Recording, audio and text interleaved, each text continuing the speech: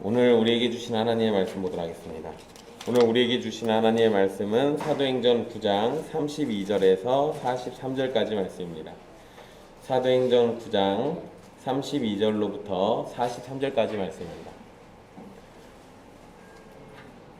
귀하신 하나님의 말씀 받들어서 읽도록 하겠습니다. 그때 베드로가 사방으로 두루다니다가 룻다에 사는 성도들에게 내려갔더니 거기서 에니아라 하는 사람을 만나매 그는 중풍병으로 침상 위에 누운 지 8해라. 베드로가 이르되 에니아야, 예수 그리스도께서 너를 낫게 하시니 일어나 내 자리를 정돈하라 한데 곧 일어나니 룻다와 사론에 사는 사람들이 다 그를 보고 주께로 돌아오니라. 요바에 다비다라 하는 여제자가 있으니 그 이름을 번역하면 도르가라. 선행과 구제하는 일이 심히 많더니 그때 병들어 죽음에 시체를 씻어 다락에 누이니라. 룻다가 요바에서 가까운지라 제자들이 베드로가 거기 있음을 듣고 두 사람을 보내어 지체 말고 와달라고 간청하여 베드로가 일어나 그들과 함께 가서 이르매 그들이 데리고 다락방에 올라가니 모든 과부가 베드로 곁에 서서 울며 도르가가 그들과 함께 있을 때 지은 속옷과 겉옷을 다 내보이거늘 베드로가 사람을 다 내보내고 무릎을 꿇고 기도하고 돌이켜 시체를 향하여 이르되 다비다야 일어나라 하니 그가 눈을 떠 베드로를 보고 일어나 앉은지라. 베드로가 손을 내밀어 일으키고 성도들과 과부들을 불러들여 그가 살아난 것을 보이니 온 요빠 사람이 알고 많은 사람이 주를 믿더라. 베드로가 요빠에 여러 날 있어 시몬이라 하는 무두장의 집에서 머무니라. 아멘. 이 말씀은 살아계신 하나님의 말씀입니다.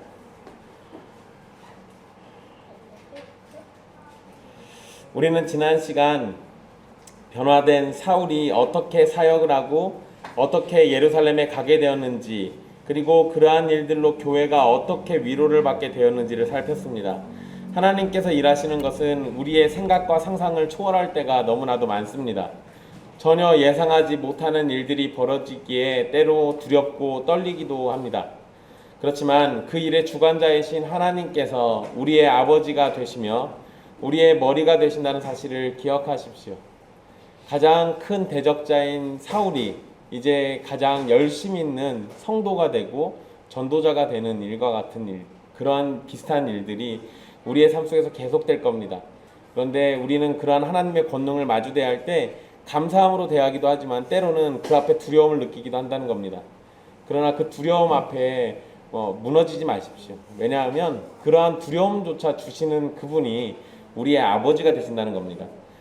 그러니까 우리의 머리가 되시고 또 우리의 아버지가 되시고 우리의 모든 것 되시는 그분이 하시는 일이니 비록 우리의 연약함이 그것을 두려움으로 받아들일 수는 있다 할지라도 그것이 곧 우리를 죽이거나 또는 괴롭게 하거나 이러지는 않는다는 겁니다. 사울조차도 변화시켜 하나님의 일꾼으로 만드시는 분, 그런 분을 생각하면 하나님의 손 안에서 우리의 모든 날은 선으로 드러나게 될 겁니다.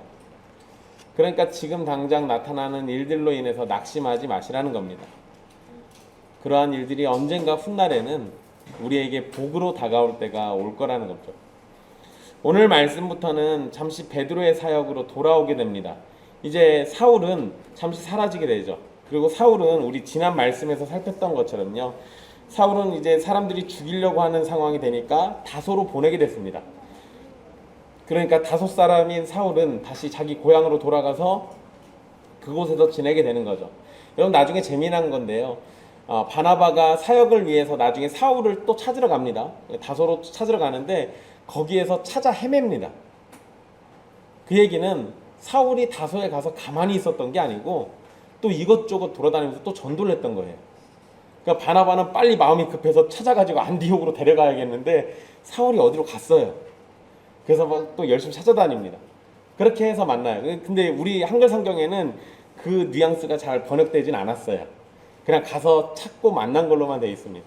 어쨌든 그런 상황들 놓고 보면 이 사울이라는 인물이 이전에는 두루 다니면서 예수 믿는 자들을 핍박했다면 이제는 두루 다니면서 예수 믿지 않는 사람들을 찾아가지고 전도하는 일을 합니다. 참 재미난 상황이죠. 베드로는 이제 오늘부터 우리 잠깐 베드로의 사역을 살피게 될 건데요. 베드로는 성령님의 인도하심을 따라 사역을 계속하게 되는데 하나님께서 베드로를 어떻게 사용하셨고 이끄셨는지를 살피면서 오늘 우리에게 주시는 말씀을 따라가도록 해보겠습니다.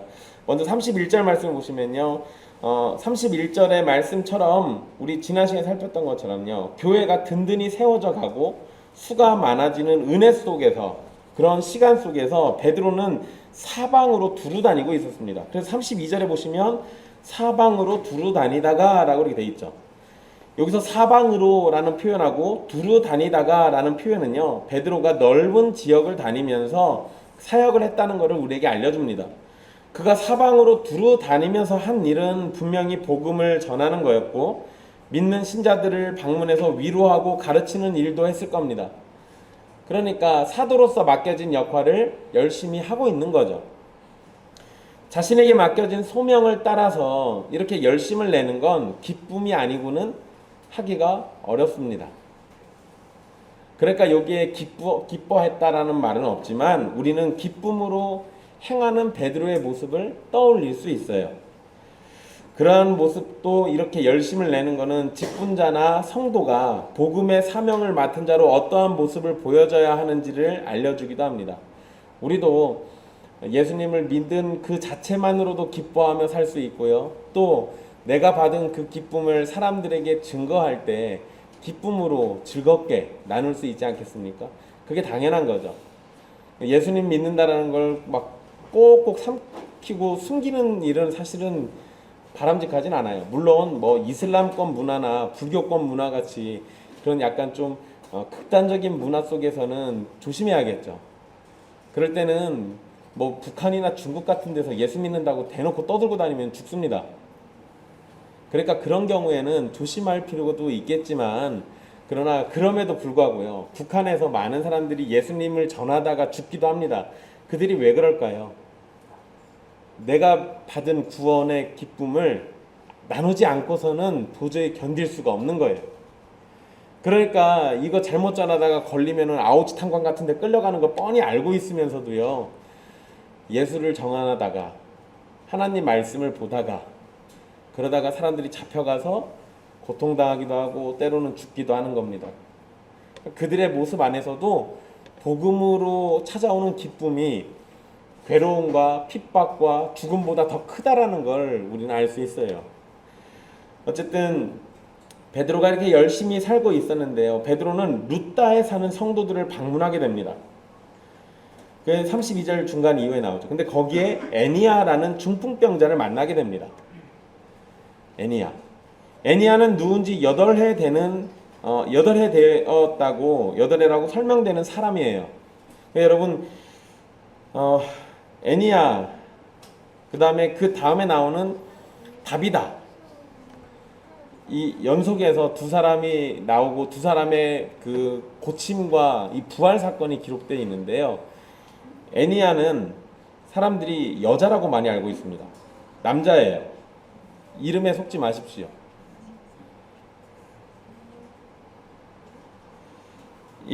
거기에 그냥 사람으로 돼 있잖아요. 애니아라는 사람인데 그 사람이 남성형이에요. 그래서 애니아는 남자예요.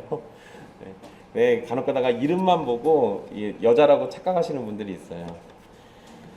이 애니아라는 사람은 중풍병을 앓고 있었고요. 누운지 8해. 그러니까 이러한 표현은 애니아가 겪은 고통이 오랜 시간 지속됐다라는 것을 알려주고요. 8년이라는 시간을 통해서 애니아가 가진 질병은 고쳐질 병이 아니라는 점을 우리에게 알려줍니다.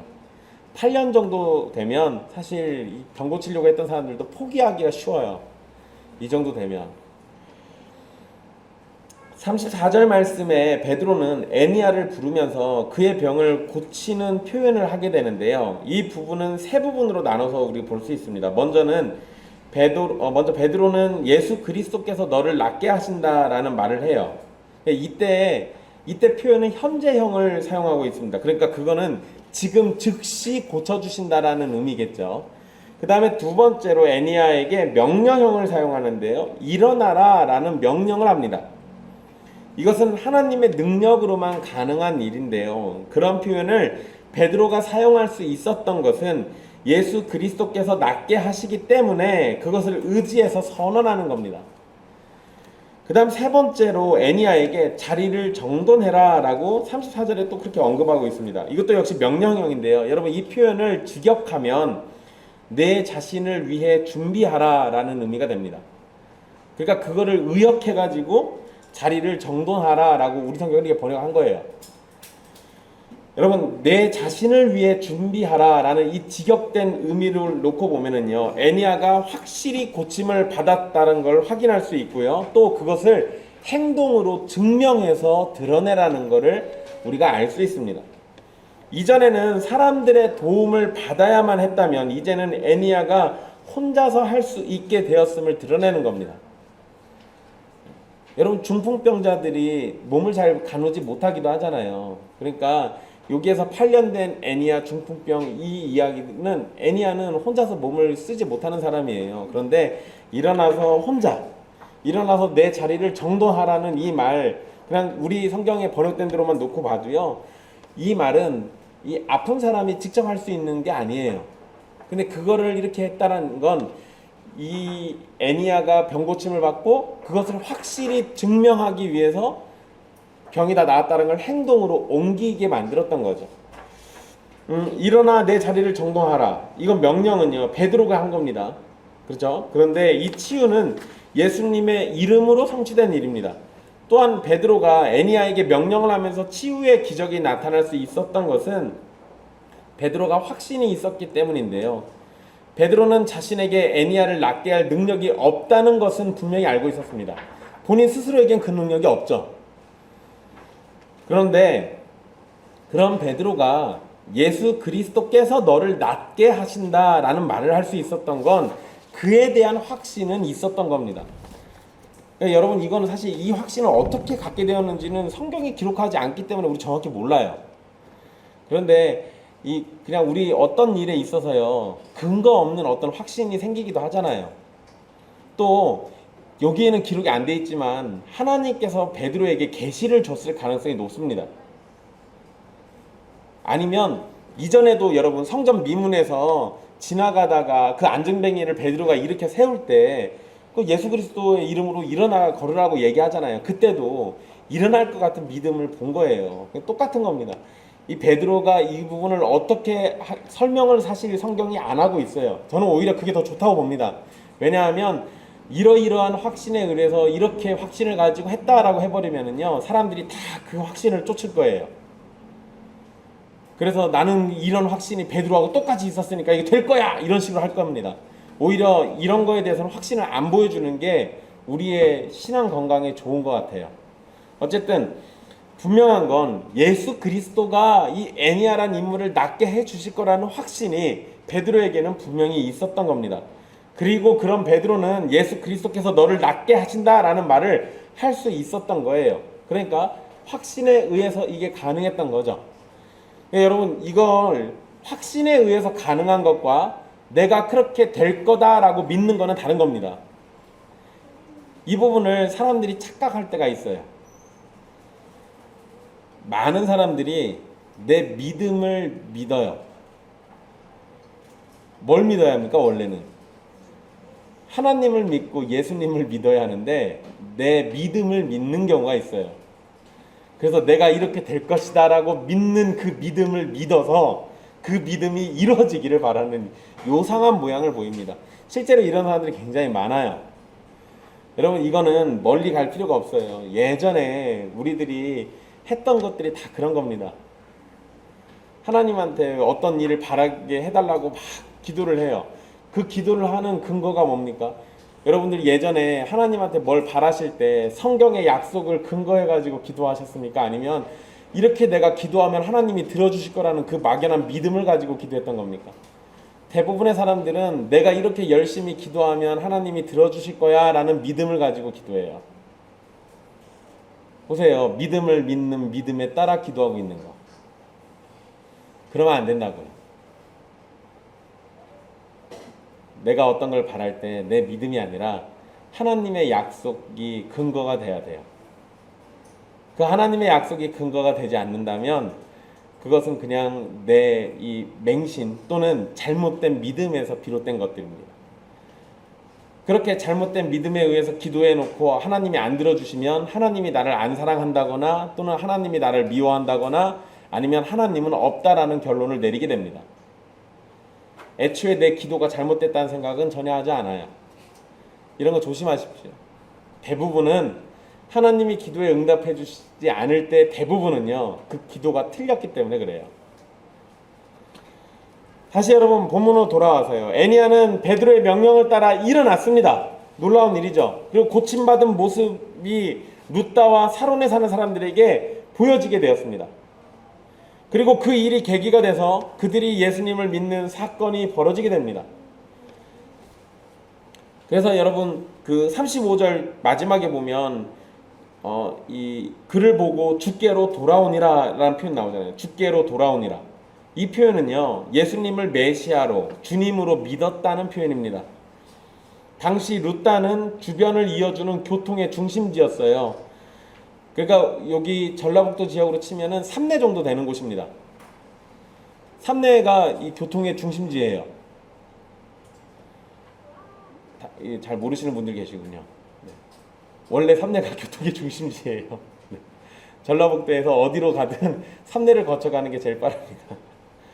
원래는 그랬는데 요새 삼내가 좀 작아져가지고 어쨌든 여러분 이 교통의 중심지 역할을 했던 게 룻다예요. 그래서 룻다에서 이 애니야가 고침을 받은 사건은요, 교통의 중심지란 얘기는 다른 지역으로 이동하는 사람들이 많다는 얘기잖아요. 그러니까 룻다에서의 이 사건은 다른 지역으로 쉽게 번져나갈 수 있었던 겁니다. 그래서 룻다 근처의 사론이라는 지역에도 알려졌던 겁니다. 여러분 우리가 조심할 건요, 이적이 나타났기 때문에 사람들이 회심하고 믿음을 가졌다고 생각해서는 안 됩니다. 이 부분이 우리가 주의해야 할 부분이에요. 이적은 사람을 회심시키는 능력이 있는 것이 아닙니다. 병고침을 받고 또는 그것을 보고 예수님을 믿었다 이러면 이거 이상해져요. 근데 여러분 35절의 표현을 놓고 보면 방금 그 말인 것 같잖아요. 룻다와 사론에 사는 사람들이 다 그를 보고 주께로 돌아왔다. 근데 여러분 병고침을 받은 그 사실 때문에 회심했다라고 논리를 잡아버리면 이게 어떠한 기적이 눈에 보일 때 우리가 회심이 일어나는 것처럼 보여요. 그게 아니에요. 그런 의미가 아닙니다. 오해하시면 큰일 나요. 사람을 회심시키는 능력은 기적에 있는 게 아닙니다. 사람들이 하나님의 말씀에 관심을 갖고 신뢰를 할 수 있도록 돕는 역할을 하는 게 기적이에요. 그러니까 여러분 이걸 논리를 잘 보셔야 돼요. 기적을 보고 회심했다가 아니고 기적 때문에 그 기적을 일으키신 하나님의 말씀에 관심을 보이고 그 하나님의 말씀을 따라서 회심의 역사가 일어났다고 보시는 게 맞아요. 그러니까 다시 정리하면 사람을 회심시키고 믿음을 갖도록 하는 것은 이적이 아니라 성령님의 능력이고 은혜로 되는 일입니다. 그리고 그 은혜로 되는 일에 반드시 거쳐야 하는 게 뭐냐면 하나님의 말씀이에요. 그러니까 말씀 없이 기적으로만 되는 거는 진짜 회심이 아니라는 거예요. 우리는 이걸 진짜 회심으로 착각하는 경우들이 많이 있습니다. 그러시면 안 돼요. 여러분 한국에 있는 수많은 이단들 중에 이 치유의 역사를 앞세우는 이단들이 얼마나 많습니까? 여기 나이 좀 있으신 분들은 예전에 할렐루야 기도원이라는 거 다 들어보셨을 겁니다. 사실 예전에 신앙생활을 하셨던 분들은요, 집에 할렐루야 기도원 비디오 테이프 하나 정도 다 가지고 있었어요. 성령의 역사 해가지고 타이틀 그렇게 해가지고요, 그거 다 집에 하나씩 있었습니다. 그래서 김계화 원장이 설교하고 안수해주고 막 이러면 그 나중에 아픈 사람들이 막 병고침 받고 막 이랬어요. 김계화 원장이 성령 수술이라 가지고 사람 앞세워가지고요 강단에다 올려놓고 뒤에 다른 사람들이 붙잡고는 손톱으로 배 자르고 막 이랬는데, 네 그런 거 막 나왔어요. 이거 막 손가락으로 이거 막 잘라가지고요 막 후벼요. 그래가지고 막 새카만 걸 꺼내가지고 막 이거 보여줍니다. 암덩어리가 나왔다고. 근데 여러분 손톱으로 배가 찢어져가지고 암이 나올 줄, 그럼 피부에 있어야 하잖아요, 암이. 근데 이거 얼마 안 자른 거거든요. 근데 거기서 막 암덩어리 나왔다고 그래요.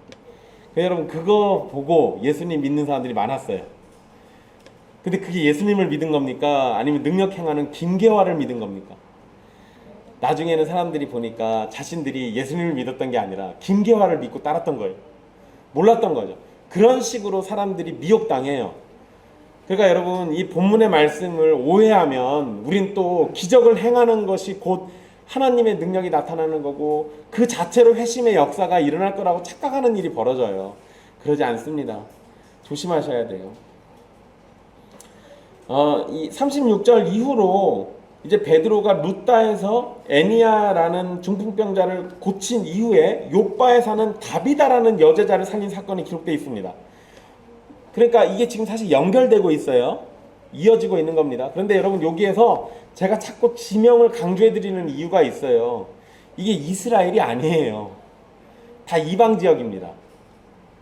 이방 지역인데 그나마 재밌는 건 이방 지역에 사는 유대인일 가능성이 높아요. 그런데 여러분, 애니야가 유대인이다라는 표현이 안 나와요. 그러니까 유대인인지 아닌지 사실 잘 몰라요. 다비다도 유대인인지 아닌지 잘 몰라요.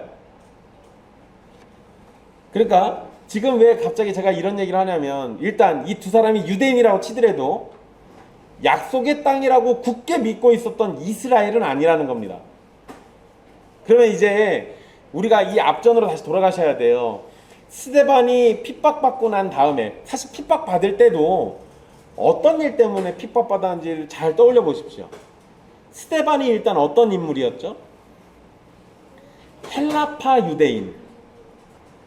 헬라파 유대인들 중에서 예수 믿는 사람이었고 그 중에서 7명의 일꾼으로 뽑혔던 사람입니다.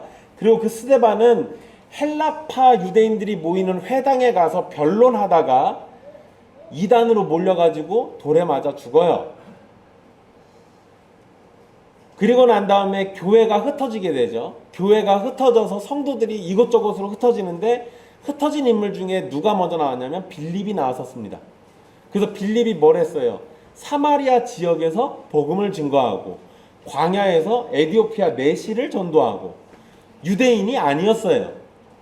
유대 땅도 아니었습니다. 그러니까 보세요. 스데반의 순교 전과 후에 이방인들에 대한 선교가 선명하게 드러나기 시작해져요. 이방 땅도 하나님의 은혜를 입을 수 있는 약속의 땅이 될 수 있다라는 사실이 드러나고, 유대인이 아닌 이방인들도 구원받을 수 있다라는 사실이 점차 드러나고 있는 겁니다. 그 사건 중에 지금 이 베드로라는 인물을 따라가면서 누가가 기록하고 있는 이유는, 이 베드로가 다니면서 선교한 지역들이 일단은 예루살렘이 아니었고요. 그리고 이들이 유대인인지 아닌지 정확하진 않지만 어쨌든 이방 땅에서 벌어진 사건이고, 이후에 뭘로 연결되냐면 다음 주에 살피게 될 건데, 10장에 가면 이제 베드로가 고넬료를 만나게 됩니다. 고넬료는 확실히 이방인이에요. 그러니까 베드로의 이러한 사건들이 우리에게 뭐를 가르쳐주냐면, 이제 하나님께서 이방인들을 본격적으로 전도하고 선교하셔서 자신의 백성으로 삼으시겠다라는 것을 표면적으로 이렇게 보여주는 겁니다. 그러니까 우리가 지금 이 사도행전의 흐름을 잘 따라가 보면, 예루살렘에서 사마리아로 옮겨졌고요. 이제 사마리아에서 그 이외에 땅끝 이방 민족들에게까지 다 번지고 있는 상황이에요. 그거를 우리가 따라가면서 볼 수 있는 겁니다. 여러분, 이 다비다라는 인물, 욥바에 사는 다비다, 또 여제자, 이렇게 되어 있는데요. 다비다라는 이름을 번역하면 도르가라고 되어 있습니다. 그게 36절에 써 있어요. 근데 여러분, 도르가라는 말은요, 가젤이라는 뜻이에요. 우리나라 말로는 뭐 영양 또는 암사슴 뭐 이런 정도로 이해할 수 있습니다. 누가가 이렇게 상세히 다비다를 설명한 걸 보면, 다비다는 초대교회에 굉장히 중요한 인물이었던 거예요. 그리고 여러분, 다비다는 제자라는 단어로 표현되는 인물인데요. 특히 성경에서 여제자라는 단어로 표현되는 사람은 다비다가 유일합니다. 그러니까 여자 성도가 없었던 게 아니고요. 여자 성도들 중에서 여자 제자라고 불리는 사람은 이 다비다밖에 없어요. 그만큼 다비다는 초대교회에 굉장히 중요한 인물이라는 거예요. 그리고 36절 후반에 보시면 그가 선행과 구제하는 일이 심히 많더니 라고 되어 있습니다. 이러한 표현은 다비다가 초대교회의 모범이 되는 성도였음을 알려주기도 합니다.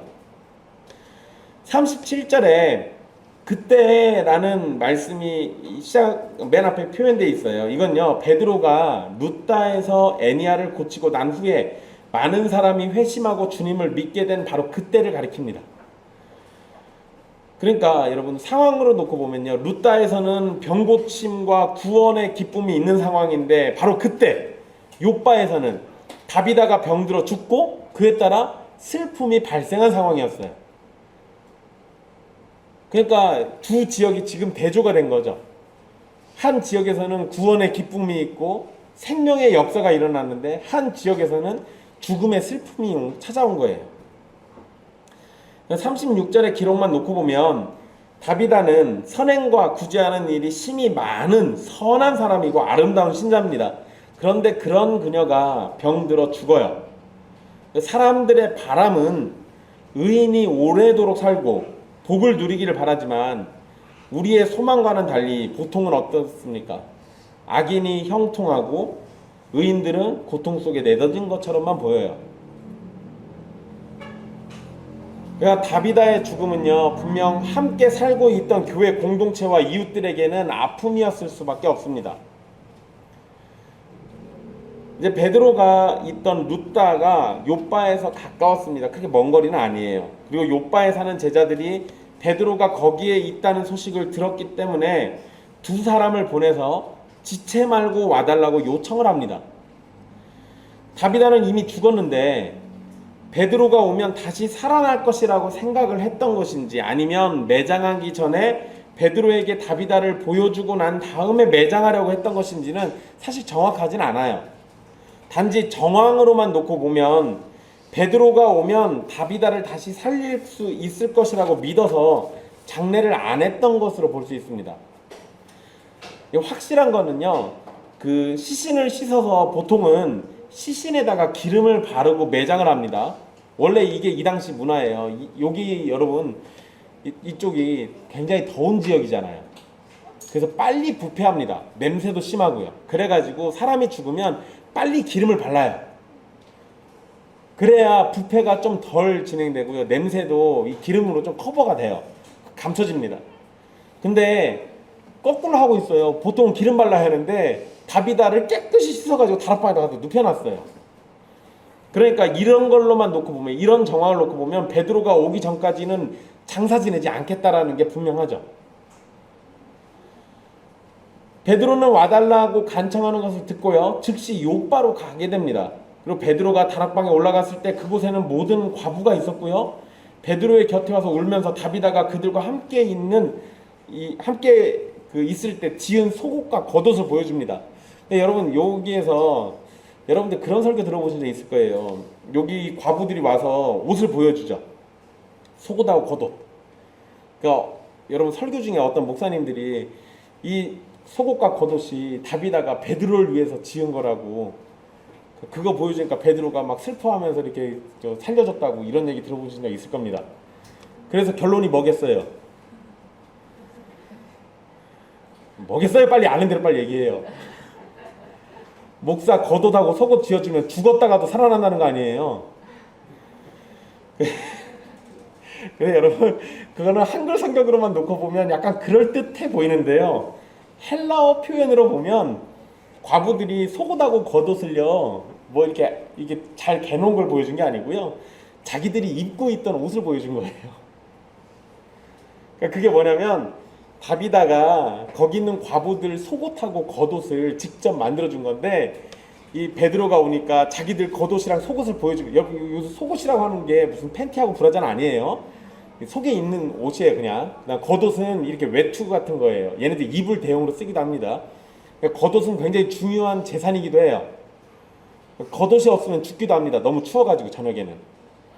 그러니까 그런 옷을, 그러니까 그 겉옷 말고 나머지 그냥 속옷이라고 생각하시면 돼요. 그런 옷을 어쨌든 지어가지고 이렇게 과부들에게 준 거예요. 그러니까 다비다가 죽고 나니까 베드로가 왔을 때 이 과부들이 다비다가 이렇게 우리에게 이런 옷들도 해준 사람입니다 라고 하면서 얘기하고 있죠. 여러분, 이렇게 상황만 놓고 보면 이 과부들이 지금 뭐 하는 거예요? 베드로한테 할 수 있거든 좀 살려주십시오, 이거 사실 표현하고 있는 거예요. 이분 굉장히 귀하고 우리한테 소중한 분이에요, 이런 표현이겠죠. 그러니까 정황만 놓고 보면 베드로가 오면 살 수도 있을 것이다 라고 생각했던 거예요. 정황상으로는 그렇습니다. 근데 성경이 정확히 말을 안 하니까 제가 확답은 못 드려요. 앞에서 방금 말씀드린 것처럼요, 겉옷은 성경에서 담보로 잡힐 정도로 가치가 있는 물건입니다. 이런 겉옷을 직접 만들어서 과부들에게 줬다는 얘기는요, 그만큼 교회 안에 약자들을 돌보고 살폈던 여자라는 거예요. 다비다가 그런 인물입니다. 성경의 표현처럼 다비다의 죽음은 모든 과부의 슬픔이었습니다.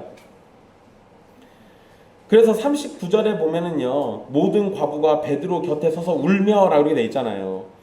이게 그냥 있는 표현이 아닌 거예요. 그러니까 이렇게 울면서 자기들한테 옷 만들어준 거를 이렇게 내비쳐 보여주면서 이분이 우리한테 이렇게 소중한 분입니다 라는 거 얘기하고 있는 거죠. 다비다의 죽음이 기록된 사건에 다비다의 다른 가족 이야기가 없습니다. 아들, 딸도 없고 남편 얘기도 없어요. 그러죠. 그 얘기는요, 다비다도 과부 중에 하나였을 가능성이 매우 높아요.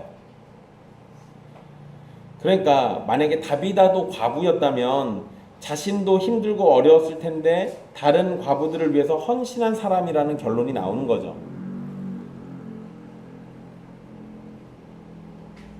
이제 베드로가 다비다를 다시 살린 과정이 40절에서 41절에 기록되어 있는데요. 여러분 여기에 7개의 동사가 사용되어 있습니다.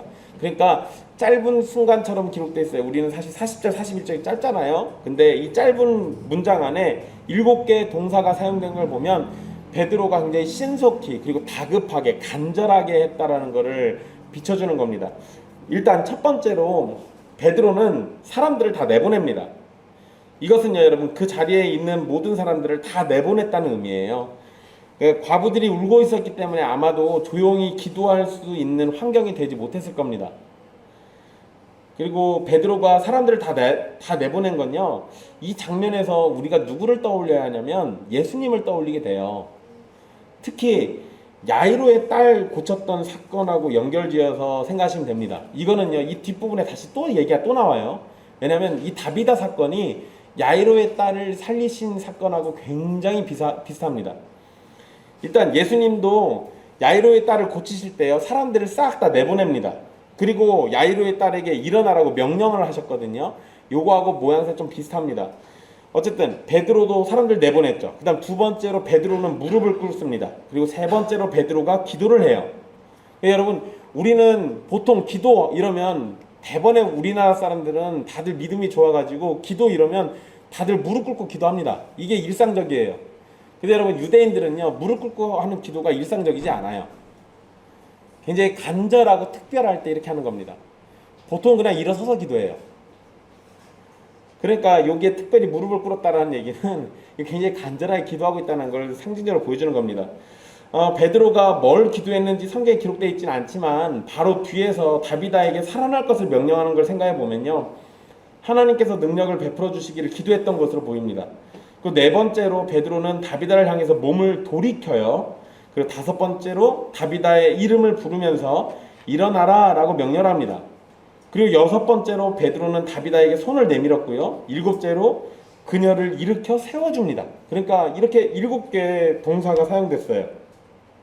여러분, 일어나라 라는 베드로의 선언과 함께 다비다는 일어났고 눈을 떠서 베드로를 보고 일어나 앉았습니다.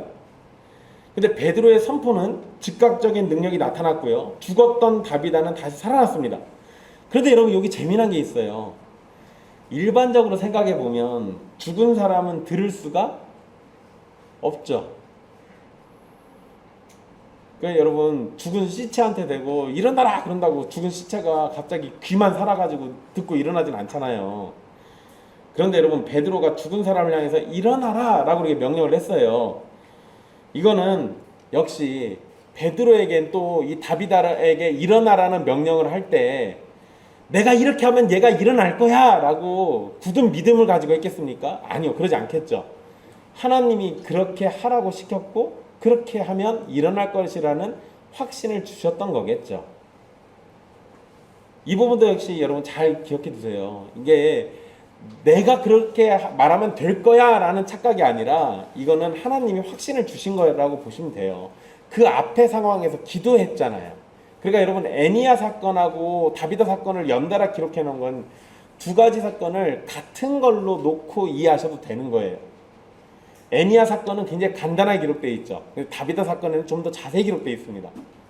그러니까 두 가지를 병행해 가지고 보완적으로 같이 이해하시면 돼요.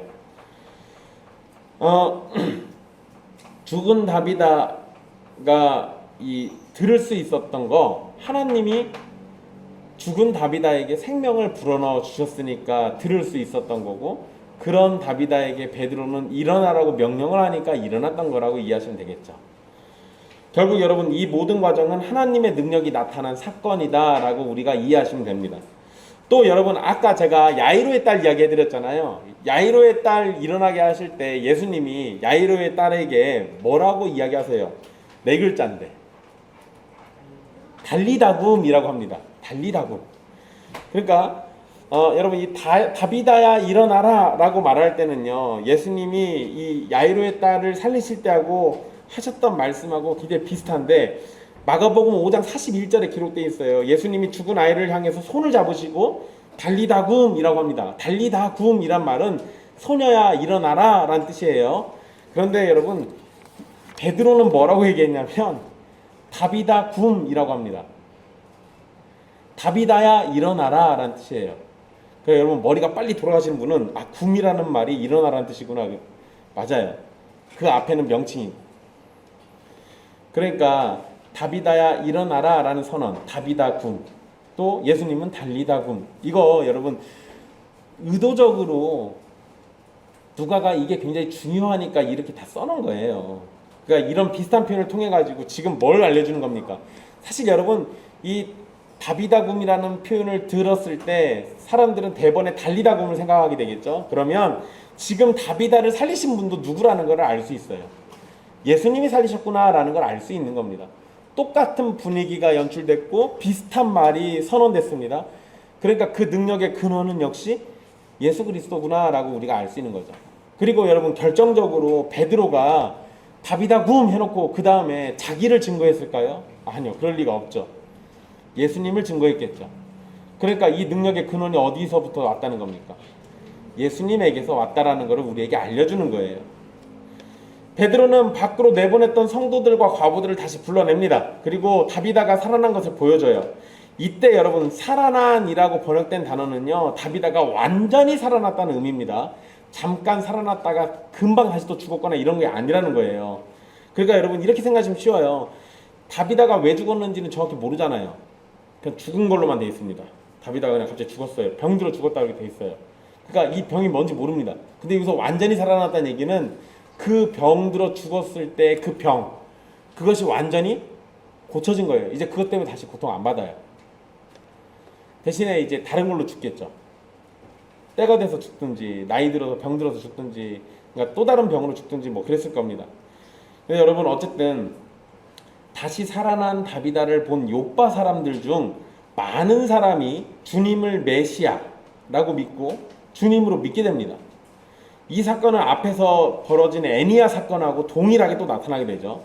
근데 여러분 여기서 우리는 또 다비다 살아났다 이것만 놓고 보면은 기쁘잖아요. 여러분 죽었다가 다시 살아난 다비다 입장에서 한번 생각해 보세요. 어떨 것 같아요? 여러분 일단 다비다가 죽었습니다. 어디 갔었을 것 같아요? 지금 이제 천국 문턱에 갔어요. 지금 가지고 문 열고 들어가려고 그러는데 갑자기 베드로가 부르는 소리가 들려요. 뭐지?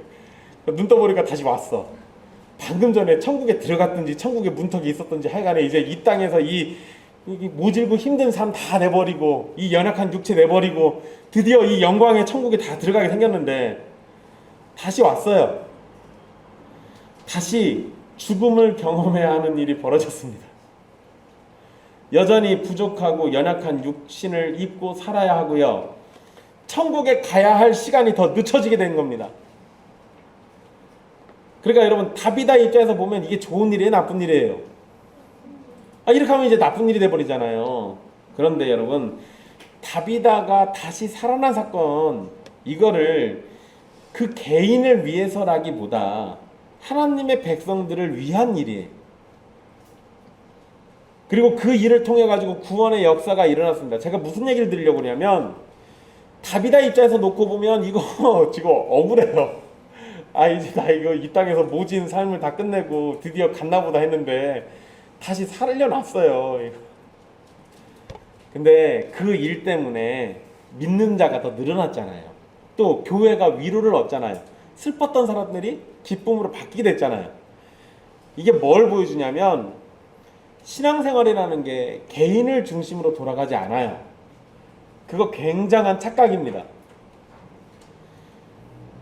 때로는요, 다비다 입장에서는 이건 지금 자신한테 다시 이 고난의 늪으로 갖다 내던진 거랑 똑같아요. 이 땅에 사는 동안 또 다시 또 괴로운 일 또 겪을 거 아니에요. 기쁜 일도 있겠지만 힘든 일도 겪어야 할 거 아니에요. 좋은 일도 있겠지만.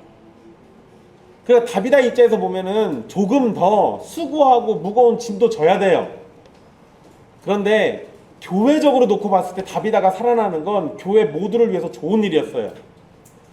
그러니까 우리가 신앙생활을 할 때 나에게 항상 좋은 일이 있기를 바라는 거 여러분 뭐 누구든 다 그러겠죠. 그런데 나에게 만약에 괴로운 일이 찾아오고 어려운 일이 찾아온다? 그것으로 교회가 위로를 얻거나 교회 모두가 기쁨을 누리거나 또는 나의 잠시의 괴로움 때문에 복음이 더 증거된다거나 이렇게 선하게도 쓰일 수 있어요. 그리고 여러분 이건 다비다의 입장에서 놓고 본 건데 같이 있었던 과부의 입장에서 놓고 보십시오. 여러분들이 다 그 과부라고 생각해 보세요. 방금 전까지 사랑했던 사람이 죽었는데 다시 살아 돌아왔어요. 그 여러분들의 입장에서는 어떨 것 같습니까? 이거 기쁘고 감사한 일이죠. 다비다야 뭐 어떻게 생각하든지 말든지 일단 나는 일단 기분 좋잖아요. 행복하고. 그러니까 이렇게 놓고 보면요. 우리의 신앙생활에 항상 햇빛만 비치면 좋겠지만 그게 아니라는 거예요. 때로는 내 삶에 찾아오는 어떠한 무거운 짐들이 나를 더 괴롭게 만들 수도 있는데 그것 때문에 교회가 위로를 받을 수도 있어요. 그러니까 여러분 여기에서 시각이 어디로 옮겨져야 하는 겁니까? 나는이 아니라 우리는으로 바뀌는 거예요. 그럴 때 내 괴로움도 우리 안에서는 기쁨으로 바뀌어요. 내 고통도 우리 안에서는 이 복음을 증거할 수 있는 영광스러운 일로 바뀌기도 해요. 이렇게 놓고 보시면 여러분들 개개인에게 찾아오는 어려운 일들이 결코 헛되거나 무익하지도 않고 하나님이 여러분들을 싫어해서도 아니라는 거예요. 그게 성경이 가르쳐주는 겁니다. 여러분 사실 우리 교회 역사 속에서요 수많은 믿음의 선배들은 고통 속에 살았습니다. 근데 그들의 고통 속에 산 그 순간들 때문에 우리가 복을 누리기도 해요. 이런 거 생각해 보면 우리가 지금 누리는 거 그냥 거저 얻은 거 아니고 또 달리 보면 나도 누군가를 위해서 희생할 수도 있다라는 거예요. 그거를 기쁨으로 받아들이느냐 아니면 나에게 괴로운 일로 받아들이느냐 뭔 차이일 것 같습니까? 믿음의 차이겠죠. 선하신 하나님에 대한 믿음의 차이.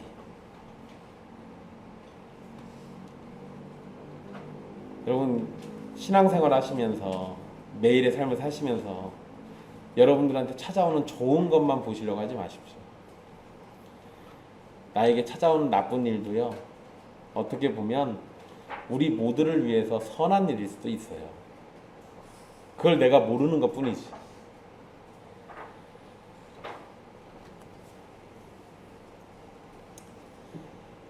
이전에 다비다는 선행과 구제하는 일에 열심을 냈던 사람인데 그런 그의 행동보다 그가 죽었다가 다시 살아난 사건을 통해 가지고 예수님을 믿는 사람들이 더 늘어났습니다. 여러분 선행을 베풀던 사람이에요. 과부들한테 굉장히 열심히 했던 사람이죠. 그것 때문에 예수 믿는 사람들이 많았을 겁니다. 근데 죽었다가 살아난 사건 때문에 예수 믿는 사람이 더 많아졌어요. 결국 여러분 다비다의 삶도 살아있을 때의 삶도 주님의 도구로 쓰임받았는데 다비다의 죽음과 되살아남도 주님의 도구로 사용되고 있다는 걸 알려주는 겁니다. 이렇게 놓고 보면 우리가 살고 죽는 것 중요한 문제겠죠. 근데 그 우리의 살고 죽는 것이 하나님의 영광을 위해서인지 아닌지를 생각하는 게 훨씬 더 중요해요. 나 자신을 위해서 살다가 나 자신을 위해서 죽어버리는 건 별 의미가 없어요. 왜냐하면 그것으로 우리가 무엇을 남기고 무엇을 위할 수 있겠어요. 그냥 나를 위해서 열심히 살다가 나를 위해서 죽어버리면 그걸 누가 기억합니까? 근데 여러분, 하나님은 하나님을 위해 살다가 하나님을 위해 죽고 사는 사람들을 그냥 거저 두시는 게 아니라 하나님이 기억하시고 하나님이 그걸 기뻐하신다고요. 그러면 그렇게 놓고 보면 우리는 하나님 안에서 진실로 내 존재의 목적을 찾게 되는 거고, 내가 하나님 안에 있을 때만 가치를 누려요. 이런 거 잘 생각해 보십시오. 하나님 없는 인생에 내가 가치를 어디다 둘 수 있을까? 내가 아무리 잘 나가고 대단한 인물이어도요, 죽고 나면 기억해 주는 사람 별로 없어요. 그건 이 세상 누구든 다 마찬가지입니다. 그런데 영원히 사시는 하나님이 나를 기억하시고 또 그분 안에서 나를 영원한 생명으로 이끌어 주시면 얘기가 달라지죠. 여러분, 우리가 바로 그렇게 영원을 바라보면서 사는 사람들입니다. 그러니까 이 땅에서의 일들로 기뻐하거나 슬퍼하거나 그런 걸로만 만족하지 마십시오. 우리는 영원하신 하나님을 바라면서 사는 자들입니다. 그것이 훨씬 더 우리에게 중요하겠죠. 43절 말씀 보시면 베드로가 욥바에서 여러 날을 지내게 됩니다. 그리고 짐승의 가죽을 다루는 무두장이 시몬의 집에서 지내게 되었다고 기록하고 있습니다. 재밌죠? 베드로의 원래 이름도 시몬입니다. 이제 여기서도 시몬이라고 나와요. 여러분, 여기 이 무두장이는 뭐냐면 죽은 짐승을 다루는 사람들입니다. 가죽쟁이라고 생각하시면 돼요. 가죽. 그러니까 부정한 직업이에요. 원래는 유대인들은 죽은 사체는 원래 손 안 대요. 부정하니까. 손댔다가는 며칠을 부정해야 돼요. 그래서 다른 사람들과 만나지 않는 곳에 이런 무두장이들이 살았습니다. 그래서 마을 밖이나 또는 가죽 작업을 하기 위해서 물가 근처에 살았는데요. 베드로가 무두장이의 집에서 머물렀다는 건 굉장히 파격적인 일입니다. 그러니까 여러분, 이 무두장이의 이름이 시몬이잖아요. 시몬인 거 보면 이 사람 유대인이에요. 유대인이 이런 직업을 갖는 것도 신기한 일이고, 또 그렇게 부정할 수 있는 시몬의 집에 베드로가 지냈다는 것도 유대인으로서는 상상하기 힘든 일입니다. 아마도 여러분, 욥바에 사는 성도들의 형편이 좋지 못해가지고 베드로를 영접해서 지낼 수 있도록 해주지 못했을 겁니다. 그래서 아마 그것이 가능한 사람을 찾다 보니까 무두장이 시몬밖에 없어서 시몬의 집에서 지냈을 가능성이 높아요. 그런데 여러분, 이 무두장이 시몬 이야기가 갑자기 여기 생뚱맞게 왜 들어갔냐? 이거는요, 43절의 기록은 사도행전 10장에서 일어날 고넬료와 환상 사건을 위한 준비로 볼 수 있습니다. 준비 사건으로 볼 수 있어요. 그러니까 그냥 스쳐 지나갈 수도 있는 얘기지만 이 자체에 굉장히 중요한 의미들이 있어요. 그리고 여러분, 이 무두장의 시몬 얘기는 다시 얘기해 드릴게요. 여기 우리가 계속, 제가 지금 몇 번을 언급해 드렸는데 여러분들이 별로 그렇게 의식하지 않고 들은 지명 이름이 계속 나옵니다. 욥바. 욥바 어디서 들어보셨어요? 여러분, 구약에 보면 욥바는 요나 선지자하고 관계된 지역입니다. 요나서 1장 3절을 보면 요나가 여호와의 낯을 피해가지고 다시스로 도망하기 위해 욥바로 내려갔다라고 되어 있습니다. 그래서 욥바에서 배 타고 이 다시스로 가는 배를 타요. 거기에서. 그러니까 여러분, 요나에게 있어서 욥바라는 지역은 어떤 장소입니까? 이방인 선교를 거절하고 피했던, 숨었던 바로 그 장소예요. 그러니까 구약에서만 놓고 보면 욥바는 이방인 선교하기 싫은 애들이 가는 장소예요. 그러니까 거기서 다시스로 도망가야 하니까 니느웨로 안 가고 싶어가지고, 그러니까 그런 장소에 베드로가 지금 있습니다. 그리고 여러분, 10절에서부터는 이방인 선교에 대한 문이 본격적으로 열리게 되는데 베드로는 바로 그 시작점에 있어요. 재밌죠? 하나님이 의도적으로 이랬을 거라고 저는 생각합니다. 그게 뭐냐면 욥바에 대한 오명을 씻어주시는 거예요. 이방 선교 하기 싫어가지고 도망가서 배 타고 가는 곳 욥바. 이제 그게 아니라 이방 선교를 위한 바로 그 첫 시작점 욥바. 그렇다고 해서 여러분 이렇게 중요한 의미가 있으니까 욥바에다가 성전을 건축하시고 뭐 이럴 건 아니에요. 그냥 욥바가 좋게도 쓰이는구나 하고 넘어가시면 됩니다. 어쨌든 베드로를요 욥바에 있도록 만드신 건 하나님의 인도하심이라고 봅니다. 그리고 이 내용은요 다음 주에 할 설교에서 더 자세히 다루도록 해드릴게요. 오늘 살핀 내용을 다시 한번 정리해 볼게요. 중풍병자인 애니야가 고침을 받고 죽었던 도르가가 다시 살아난 사건은요 예수님의 능력을 드러낸 사건입니다. 이 점은 특히 애니야의 사건에서 더 분명하게 드러납니다. 베드로는 애니야를 고치기 전에 예수 그리스도께서 너를 낫게 하신다라는 말을 선포했어요. 그리고 애니야가 고침을 받은 모습을 통해서 사람들은 베드로가 아닌 예수님을 믿게 됐습니다. 베드로가 아닌 예수님을 믿는 게 중요해요. 다비다의 사건에서도 베드로가 다비다를 살리기 전에 무릎을 꿇고 기도했던 모습에서 다비다를 살린 능력이 기도를 응답하신 하나님께로부터 나온다는 점을 알 수 있습니다. 그리고 그 결과 다비다가 살아났고 그것을 본 욥바의 많은 사람들이 예수님을 믿게 되었다는 점에서 더욱 분명해집니다. 그리고 여러분 여기에 하나 더 있어요. 제가 아까 애니야가 남자라고 그랬잖아요. 다비다는 남자개요 여자개요? 여제자니까 여자겠죠. 여러분 애니야라는 남자와 다비다라는 여자에게 하나님의 능력이 나타났고 이 일로 구원의 역사가 일어났습니다. 이러한 점은 남자와 여자를 가리지 않고 구원의 은혜를 베푸시는 구원의 보편성을 드러내는 사건이기도 합니다.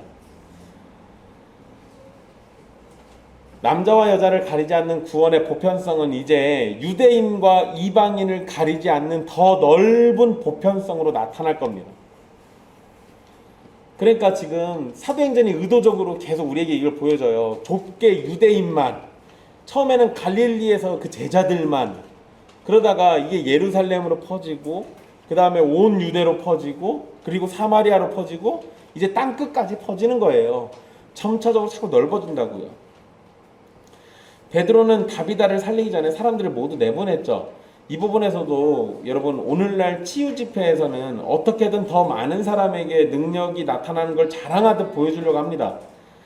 근데 베드로는 그러한 모습을 철저하게 차단해요. 능력이 나타난다고 떠드는 사람들은 자신이 얼마나 대단한지를 드러내고 하나님과 얼마나 친밀한 관계인지를 드러내려고 하는데 베드로는 무릎을 꿇고 하나님의 은혜 베푸심을 그저 바랄 뿐인 모습만 보였습니다. 이런 거 여러분 우리가 집중해서 봐야죠. 능력의 종이라고 떠들고 다니는 사람들 중에 정상적인 사람을 한 번도 본 적이 없어요. 어디 성도들이 어디 가면 능력 있는 목사님이 있으니까 거기 가서 기도받자고 뭐 그런 얘기 나오는 사람들 중에 정상적으로 기도해 주는 걸 본 적이 한 번도 없습니다. 그런 거에 속지 마세요. 그건 능력의 종이든 뭐든 이런 것 따라다닐 게 아니라 진짜로 여러분들에게 가까이 있잖아요. 능력의 주인이신 하나님이 여러분들의 기도를 직접 응답해 주실 건데 뭘 어디까지 갑니까? 그게 영 힘들고 그러시면 교회에 부탁하세요. 교회가 기도하면 돼요. 애니야와 다비다의 사건에서 우리는 예수님의 능력이 나타났고 그 능력으로 병고침과 살아남의 역사가 나타났고 또 능력이 나타난 이후에 예수님을 믿는 구원의 역사가 나타났음을 볼 수 있습니다. 우리는 두 가지 사건을 통해 가지고 질문을 할 수 있어요. 특히 죽은 신자가 살아난 사건을 가지고 질문을 한번 해볼 수 있습니다. 성경에서 죽은 사람이 살아난 사건이 여러 번 기록되어 있습니다. 초대교회에서도 이런 일이 있었죠. 이제 좀 있으면 여러분 이제 저 난간에서 자다가 졸다가 떨어져 죽은 사람도 살려내요. 왜 성경에서 이렇게 여러 번 있었던 이런 일, 그러면 여러분 오늘날도 일어날 수 있는 것인가? 라는 질문을 할 수 있겠죠. 베드로가 그랬던 것처럼 우리도 또 죽은 자를 위해서 기도할 수 있는가? 이런 질문도 할 수 있을 겁니다. 베드로는 죽은 사람을 위해서 기도한 것처럼 비춰주잖아요. 그래서 여러분 오늘날도 죽은 사람이 다시 살아나는 역사는 일어날 수 있습니다. 얼마든지 그럴 수 있어요. 그냥 단지 그것을 위해서 미신적인 행동을 하거나 하나님의 주권을 넘어서는 행동을 하지 않도록 주의해야 합니다. 죽은 자를 위해서 기도하지 말라는 금지가 성경에 없어요. 그러나 죽은 사람을 위해서 기도하는 것은요, 충분히 하나님의 뜻을 벗어나는 일일 가능성이 높습니다. 이건 사실 여러분 가장 건강한 모습을 누구에서 찾을 수 있냐면 다윗에게서 찾을 수 있어요. 다윗이 아들이 하나 죽습니다. 어떤 아들이냐면 밧세바하고 간음을 하고 난 다음에 잉태했던 아들. 그 아들이 태어나서 얼마 있다가 시름시름 앓아요. 그래서 죽어요. 죽기 전까지 다윗이 금식하고 기도합니다. 그러니까 신하들이 뭐라고 하냐면 저러다가 왕 죽겠다 이랬어요. 근데 그러다가 아들이 딱 죽어버려요. 그러니까 신하들이 또 무서워서 아무도 얘기 못합니다. 저렇게 열심히 금식했는데 아들 죽었다는 소식 전했다가 목이 날라갈까봐 무서워요. 어떻게 하다가 분위기 딱 보니까 알아요. 그래서 다시 물어봐요. 아들 죽었는가? 죽었다고 얘기하니까 자리 툭 털고 일어나서 가서 밥 먹습니다. 그러니까 다윗이 그래요. 내가 죽은 자를 다시 돌이킬 수 있냐 이거예요. 그거 못한다 이거죠. 여러분 죽은 사람을 위해서 하나님 이 죽은 사람 다시 살려주십시오라고 기도는 할 수 있어요. 근데 그것이 미신적이거나 하나님의 뜻을 거스르지 않기를 바라야 합니다. 그러니까 이걸 생각해 보면 제일 좋은 건 차라리 기도를 안 하는 게 제일 좋아요. 다비다 사건은 특별한 경우라고 생각하시면 됩니다. 그 특별한 경우를 일반적으로 자꾸 적용하면 문제가 돼요. 물론 여러분 그냥 심정적으로 이럴 수는 있습니다. 여러분들 중에 우리 가족 중에 누가 죽으면 저한테 목사님 좀 살려달라고 기도 좀 해주세요 이럴 수 있어요. 하세요. 제가 기도해 드릴게. 제가 한두 번은 기도해 드릴 수 있습니다. 제가 진짜 고기를 끊고 물도 안 마시면서 기도를 해볼게요. 근데 그러고 하루 이틀 했는데 안 살아나면 그냥 빨리 포기합시다. 왜냐하면 그거 붙잡고 계속 늘어지는 건 하나님의 뜻을 거스르는 것일 가능성이 높아요.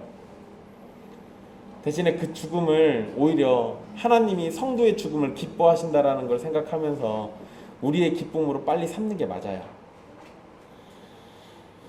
그리고 여러분 베드로가 아까 죽은 사람을 위해서 기도할 수 있는가라는 질문을 할 수 있다고 했잖아요. 근데 여러분 베드로가 죽은 다비다를 위해서 기도했습니까? 아니요. 성경을 잘 보십시오. 죽은 다비다가 위로를 받은 게 아니고요. 다비다의 죽음을 슬퍼하던 사람들이 위로를 받았습니다. 그러니까 다비다가 살아난 사건 때문에 다비다의 주변 인물들이 위로를 받았어요. 결국 이건 뭘 얘기한 겁니까? 베드로가 다비다를 위해 기도한 게 아니라 다비다의 주변 인물들을 위해서 기도한 거예요. 그러니까 여러분 죽은 사람을 위해서는 기도가 불가능해요. 그러니까 다시 보시면 정리해드리면 죽은 사람이 살아나기를 기도할 수는 있으나 그 죽은 사람 그 자체를 위해서 기도하지 말라고요. 이런 실수들 잘합니다. 뭐 우리 교인들이 그런 실수 잘 안 해요. 우리 장례식 여러 번 가봤지만 교인들 누구 하나 기도 열심히 하면 천국 갈 거야 이런 소리 안 하더라고요. 여러분 장례식에 가면 실수들을 잘하는 게 바로 그거예요. 기도하면서 하나님 이 죽은 이 고 누구를 천국으로 꼭 받아주십시오 이런 거 기도하시는 분들이 있어요. 그 자리에서 그런 거 기도하는 거 아니에요. 내가 기도한다고 받아주시는 게 아니라 그 사람이 살아있을 때 하나님의 은혜를 입어서 예수님을 믿었어야 구원받지. 그거를 내가 기도로 뒤바꾸려고 하면 안 되잖아요. 그러니까 여러분 그건 죽은 사람을 위한 기도예요. 그런 건 천주교는 하는 겁니다. 우리는 그런 거 안 해요. 그리고 죽은 다비다가 살아났을 때 슬퍼하던 사람들이 위로받았죠. 죽은 다비다가 살아나서 예수님을 믿은 게 아니라 다비다의 살아난 걸 본 사람들이 예수님을 믿었습니다. 그러니까 죽은 사람을 위해서 기도하는 것은 성경적인 근거를 얻을 수가 없어요. 그러니까 다시 얘기드리면 죽은 사람이 살아나기를 기도할 수는 있지만 그것이 그 사람 그 본인을 위한 기도가 아니고 주변 사람들을 위한 기도예요. 그러면 죽은 사람을 위한 기도가 가능합니까? 아니요. 그건 불가능해요. 하지 말라는 겁니다. 그리고 앞에서 얘기해드린 것처럼 다비다의 경우는 일반적인 경우가 아니라 특수한 경우입니다. 그러니까 일반적이라면요. 여러분 오늘날도 죽은 사람이 되살아나는 일이 아주 흔하게 일어나야 돼요. 그러지 않잖아요. 어쨌든 다비다는 죽었다 살아났죠. 이 살아난 사건은 하나님의 능력을 다시 확인할 수 있는 사건입니다. 하지만 여러분 조심해야 할 일은 제가 전에도 한번 말씀드린 적이 있어요. 스데반이나 야고보가 순교했을 때 그들은 다시 살아나지 않았습니다. 즉 살아나는 것만이 하나님의 능력을 보여주는 것이 아니라 때로는 죽음을 통해서도 하나님의 일을 드러낼 수 있다는 걸 기억해야 돼요. 이 선을 지나치면 그거는 하나님에 대한 믿음이 아니라 하나님을 향한 도전이 돼요. 하나님을 향한 도전이 됩니다. 여러분, 우리 교인들 중에 아버지를 떠나보내고 어머니를 떠나보내고 사랑하는 할머니나 할아버지 떠나보내고 이런 가족들이 있잖아요. 슬퍼할 때 옆에서 그거 지켜보는 우리 성도들의 마음은 어떻습니까? 아프죠. 그러죠. 근데 여러분, 우리가 그 죽으신 분들이 살아나는 것으로만 하나님의 능력을 경험하는 게 아니라 그 죽음 때문에, 그 죽음으로 인해서 우리가 받지 못했던 위로를 받기도 하고 경험하지 못했던 하나님의 사랑을 경험하기도 합니다. 그 얘기는 죽음이라는 게 우리에게 꼭 나쁜 것이 아니라는 거예요. 그리스도의 사랑을 받는 형제와 자매 여러분, 애니야처럼 도무지 고칠 수 없는 병이 고쳐지고 깨끗함을 얻는 일이 우리에게서 나타나게 되기를 소망합니다. 또 다미다처럼 우리 가족 중에 누군가가 죽게 됐을 때 다시 살아나서 이별의 아픔을 좀 더 뒤로 미룰 수 있는 일이 우리에게 나타나는 것도 바랍니다. 그렇지만 그것이 하나님의 뜻이라면 그렇게 해주시길 바라요. 하나님의 뜻이 아니라면 질병의 아픔과 죽음을 통해서 얻게 될 이별의 아픔조차도 하나님의 선하심을 드러내는 도구임을 믿으시고 선하신 하나님께서 고통과 아픔을 짊어지고 살아야 할 우리들을 더욱 강력하게 뜨겁게 위로해 주시기를 바랍니다. 사실 여러분, 우리 교인들 중에는 아픈 사람들 많이 있잖아요.